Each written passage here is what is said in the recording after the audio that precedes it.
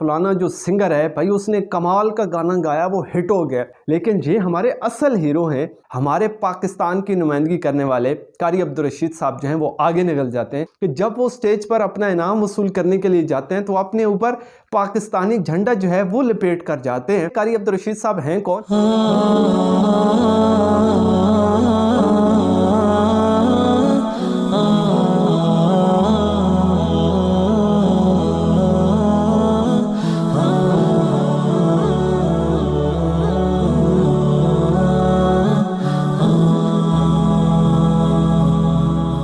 السلام علیکم ناظرین، میں ہوں محمد شعیب اور آپ دیکھ رہے ہیں شجر ٹی وی۔ ناظرین، آپ نے دیکھا ہوگا اکثر جو ہے خبر آتی ہے کہ جی فلان ٹک ٹاکر جو ہے اس کو اتنے لوگوں نے دیکھا ہے، وہ سٹار بن گیا ہے، اس کو یہ جو ہے انعام ملا ہے، فلاں ہوا ہے، فلانا جو سنگر ہے بھائی اس نے کمال کا گانا گایا، وہ ہٹ ہو گیا،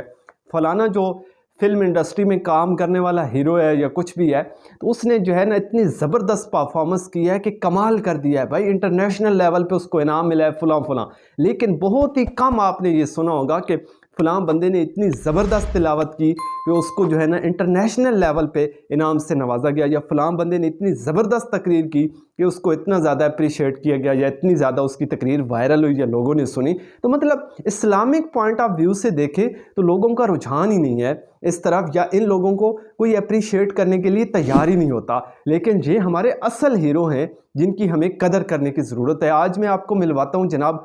قاری عبدالرشید صاحب سے۔ کویت میں انٹرنیشنل سطح پہ ایک حسن قرأت کا کمپٹیشن تھا، مقابلہ تھا، اور اس میں 86 ممالک شریک تھے۔ آپ اندازہ لگا سکتے ہیں کہ 86 ممالک کے بڑے بڑے قراء حضرات جو ہے اس مقابلے میں تشریف لے کے جاتے ہیں، لیکن اس کے باوجود جو ہے ان 86 ممالک کے جتنے بھی قراء حضرات تھے ان سب سے ہمارے پاکستان کی نمائندگی کرنے والے قاری عبدالرشید صاحب جو ہیں وہ آگے نکل جاتے ہیں اور دوسری پوزیشن اپنے نام کرتے ہیں۔ اور پھر ہوتا یوں ہے کہ جب وہ سٹیج پر اپنا انعام وصول کرنے کے لیے جاتے ہیں تو اپنے اوپر پاکستانی جھنڈا جو ہے وہ لپیٹ کر جاتے ہیں اور باقاعدہ طور پر پاکستان کی نمائندگی کرتے ہیں۔ اور جب ان سے انٹرویو کیا جاتا ہے اور ان سے پوچھا جاتا ہے تو وہ بتاتے ہیں کہ میں جب یہاں سے جا رہا تھا تو اس وقت سے میری یہی سوچ تھی کہ اگر اللہ تعالیٰ نے مجھے کامیاب کیا، مجھے اللہ تعالیٰ نے کامیابی سے نوازا، میں نے پوزیشن حاصل کی، تو میں ضرور اس صورت میں جاؤں گا کہ اپنے اوپر پاکستانی جھنڈا جو ہے وہ لپیٹ کے جاؤں گا اور اپنی قوم کا، اپنے ملک کا جو ہے نام روشن کروں گا اور باقاعدہ طور پر پاکستان کی نمائندگی کروں گا۔ تو یوں پاکستان جو ہے دوسرے نمبر پر آ گیا۔ اب دیکھتے ہیں قاری عبدالرشید صاحب ہیں کون اور کس طرح وہ جو ہے نا ان کو منتخب کیے گیا اور وہ اس مقابلے میں شریک ہوئے اور پھر انہوں نے دوسری پوزیشن حاصل کی۔ دیکھیں، پاکستان میں جب حسن قرأت کا مقابلہ ہوتا ہے تو سب سے پہلے یہ ڈسٹرکٹ لیول پہ ہوتا ہے، تو وہ بتاتے ہیں کہ میں نے یہ ڈسٹرکٹ لیول کا جو کمپٹیشن تھا اس میں نے ٹاپ کیا، میری پہلی پوزیشن تھی، میں آگے آیا، اور پھر یہ صوبائی لیول پہ کمپٹیشن رکھا جاتا ہے تو پھر اللہ تعالیٰ نے مجھے صوبائی لیول پہ بھی کامیابی سے نوازا اور میری پہلی پوزیشن تھی تو پھر میں آگے آیا۔ پھر یہ قومی سطح پہ جو ہے نا ایک پروگرام رکھا جاتا ہے اسلام آباد میں، قومی سطح پہ یہ پروگرام ہوتا ہے، تو اس میں پھر میں نے شرکت کی اور اللہ تعالیٰ نے مجھے وہاں بھی کامیابی سے نوازا اور میری پہلی پوزیشن تھی۔ تو اب جو ہے چند دن پہلے یہ کویت میں ایک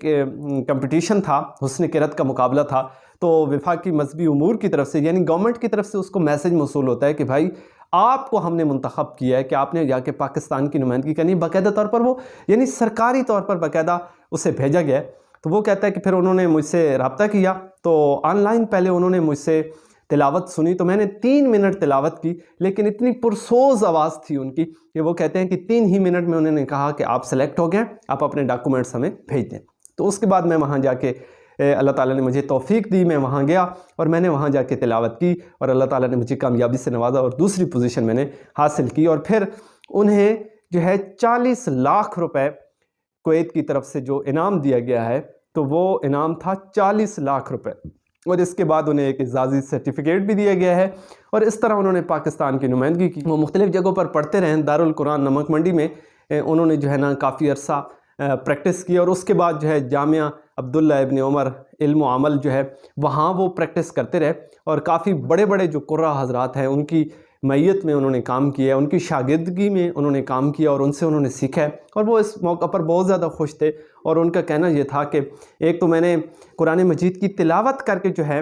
اپنے ملک کا نام روشن کیا ہے کہ ہم مسلمان ہیں اور اسلام جو ہے نا ہمارا دین ہے، ہمارا مذہب ہے اور والہانہ محبت رکھتے ہیں۔ تو اسلامک پوائنٹ آف ویو سے انہوں نے جو ہے نا پاکستان کی وہاں جا کر نمائندگی بھی کی اور پاکستان کا جو ہے نام بھی روشن کیا، اور ایسے ذہین لوگوں کو سلام پیش کرنا چاہیے۔ تو پوری قوم جو ہے ان کے ساتھ ہے اور ان کی حوصلہ افزائی کرتی ہے کہ انہوں نے بہت ہی اچھا کارنامہ سر انجام دیا ہے، اور نبی کریم صلی اللہ علیہ وسلم کا فرمان ہے کہ تم میں سب سے بہترین وہ شخص ہے جو قرآن سیکھے اور سکھائے، قرآن پڑھے اور پڑھائے۔ تو سب سے اچھے لوگ، سب سے قابل لوگ وہی ہیں، سب سے زیادہ عزت والے لوگ وہی ہیں جو قرآن پڑھتے ہیں اور قرآن پڑھاتے ہیں، قرآن سیکھتے ہیں اور قرآن سکھاتے ہیں۔ تو میں ایک بات یہاں اور بھی ایڈ کرنا چاہوں گا کہ قرآن مجید پڑھیں، خوبصورت آواز کے ساتھ پڑھیں